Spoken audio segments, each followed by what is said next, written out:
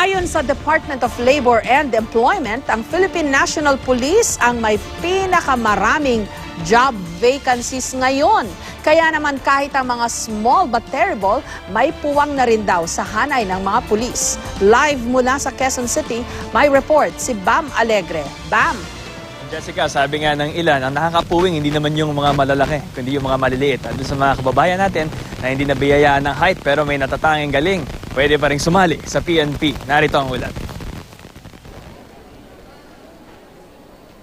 Ang height requirement sa PNP, 5'4" sa mga lalaki at 5'2" sa mga babae.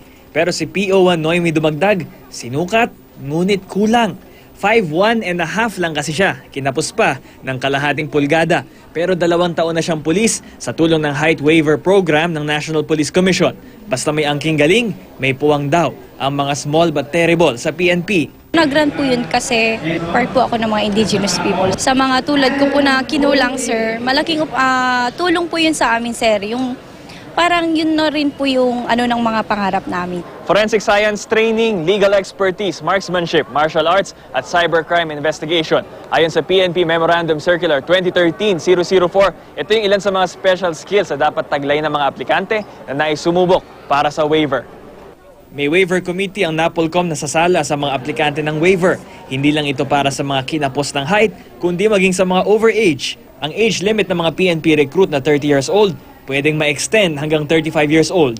Ngayong Labor Day, aktibo ang PNP sa pag-recruit ng mas maraming pulis. Ayon sa DOLE, ang PNP ay may pinakamaraming job vacancies sa Pilipinas ngayon. Ang mga matatanggap magsisimula sa salary grade 10 o sahod na 16,000 pesos kada buwan. Binibip up talaga ang ating kapulisan and dahil sa dami, sa volume. Kasi ang total actually is more than 11,000 and dito yata is na 9,000. Nagbabase tayo yung quota kasi sa PNP, base na rin yun sa population ratio ng NCR. Kung malaki yung population natin, dapat malaki yung security na.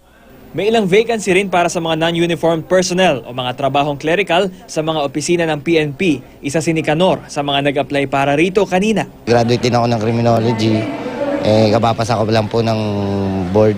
Ngayon, gusto ko rin magamit na kahit pa paano maano ko yung graduate criminology ko. Sa buong maghapon, marami rin na nagpakita ng interes para mapabilang sa hanay ng PNP. Para po makatulong sa mamamayan. Sa una lang mahirap yan. After it, if you help others, it will pay off. Total naman, civil service professional ako. Gusto ko rin makapaglingkod sa bayan. Just linawin lang natin sa mga non-uniformed personnel, wala tong age limit at wala ring height limit, pero kailangan nakapasa sa civil service exam. Balik sa'yo, ma'am. Okay, pero hindi kaya problema nga kapag alam mo na, kasi pag kailangan mabilis di ba? Pag maliit ang tao, maliit din ang hakbang. I mean, objectively speaking, hindi kaya maging problema yan dun sa kanilang performance o duties as policemen.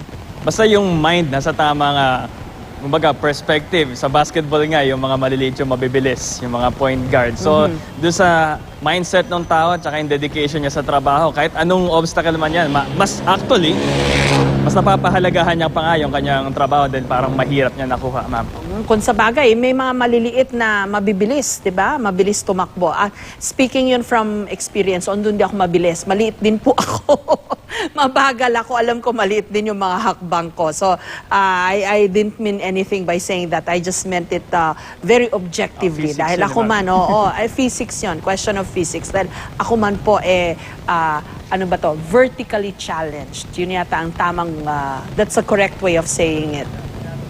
Tapos yung dito sa mga police natin, so hindi naman kailangan lagi puro brawn ang ipakita. So may highlight din. Meron silang value na nilalagay doon sa mga matatalas ng utak, ma'am. Maraming salamat sa iyo, Bam Alegre.